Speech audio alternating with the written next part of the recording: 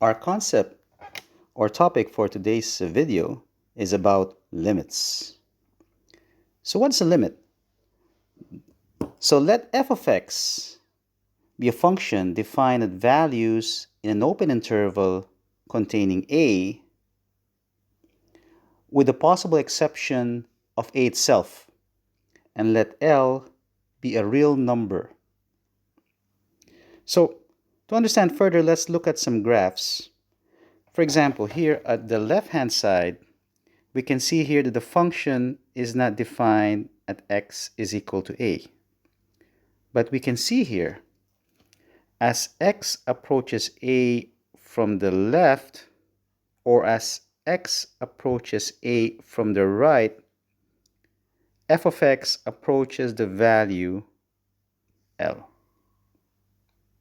Now, going to the far right-hand side example, as x approaches a from the left, or as x approaches a from the right, f of x is equal to L. We can see in both instances that the function is not defined at x is equal to a, same as here on the left-hand side. But the key word here is that x approaches a. It doesn't say x is equal to a. X approaches a. In the example in the center figure, a is replaced by infinity. So we can see here, as f of x, or as x approaches infinity, f of x approaches L.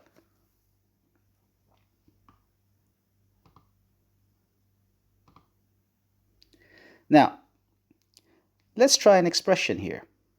We have here limit of z squared minus 1 over z minus 1 as z approaches 1.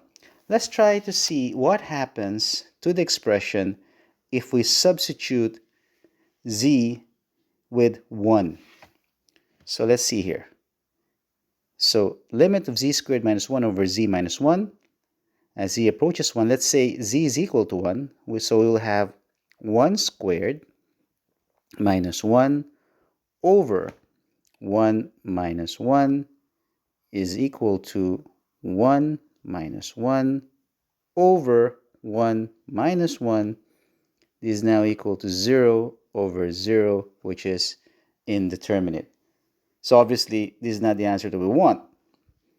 So let's try to substitute, instead of z is equal to 1, let's try to substitute with values that are incrementally closer to 1.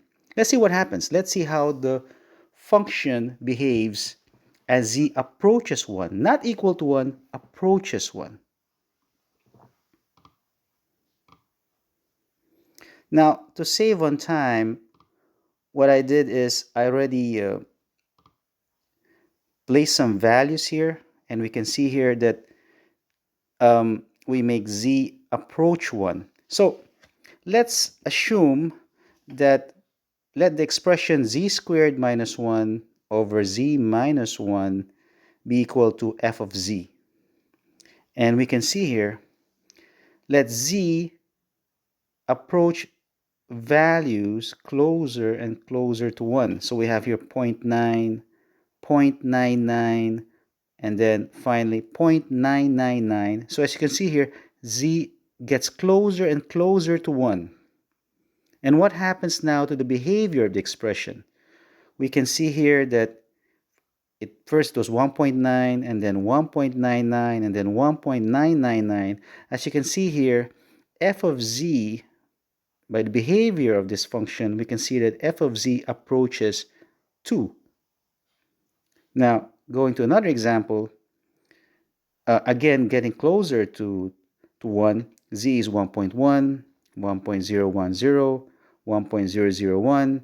We can see here f of z is 2.1, 2.01, and 2.001. And we can see, obviously, again, as z approaches 1, we can see here that f of z approaches 2.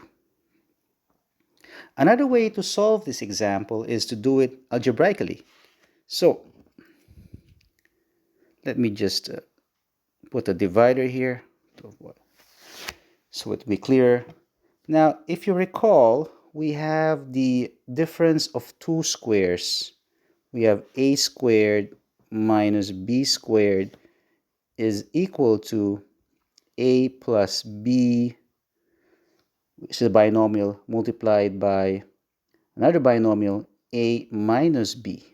So the difference of two squares, a squared minus b squared, is equal to the product of the binomials a plus b and another binomial a minus b. So similar to this, we can now transform this one, z squared minus 1, into a product of two binomials. So basically, we can write here, it becomes now the limit of, instead of z squared minus 1, it will be using this expression, z plus 1 multiplied by z minus 1 all over z minus 1 as z approaches 1. As you can see here, z at equal to 1, what happens to the denominator? If z is equal to 1, 1 minus 1 is equal to 0. Okay? At z is equal to 1, 1 minus 1 is equal to 0. Going now to the numerator, if z is equal to 1, this term here, or this expression here, 1 minus 1 is equal to 0. This will become 2, but this will become 0. So 0 times 2 is still 0. So 0 over 0 is still indeterminate. Obviously, that's not the answer we want. But what happens here is that this is z minus 1 in the numerator, and then we have z minus 1 in the denominator. We can now cancel both terms, and you're left with limit of z plus 1 as z approaches 1. So this is now equal to the limit of z plus 1 as z approaches 1. Substituting now z is equal to 1, this is now equal to 1 plus 1 is now equal to 2. So as you can see here, the value that we obtained is equal to this methodology. So the answer of the limit of the expression z squared minus 1 over z minus 1 as z approaches 1 is equal to 2.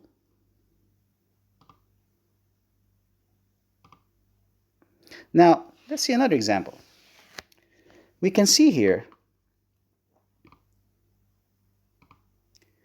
limit of 3x plus 3 over x plus 1 as x approaches negative 1. We can see here, if we substitute x is equal to negative 1, let's see what happens. X equal to negative 1, this x will be negative 1 plus 1 will be 0. Now here, if x equal to negative 1, 3 times negative 1 will be negative 3 plus 3 again will also be 0. So it will be 0 divided by 0, which is again an indeterminate. So what do? Let's try to solve this algebraically. Let me rewrite it. Limit of as x approaches negative 1. So we can see here, what is the greatest common factor in the numerator? So the greatest common factor is actually 3. So if you factor out 3, this will be 3x divided by 3x divided by 3. You will get x, and then 3 divided by 3, you will get 1. And then divided by the expression x plus 1. Now, notice here, if I substitute x equal to negative 1 here, negative 1 plus 1 will be 0, times 3 will still be 0. Negative 1 here in the denominator, plus 1 is equal to 0, so it will be 0 over 0, which is indeterminate. But as you can see here, you can have x plus 1 in the numerator, and you have x plus 1 in the denominator. Now, both of these now can cancel. Each one will cancel out each other. So therefore, you're now left with the limit of 3 as x approaches -1 is still equal to 3. So the final answer is 3. More examples in the next video.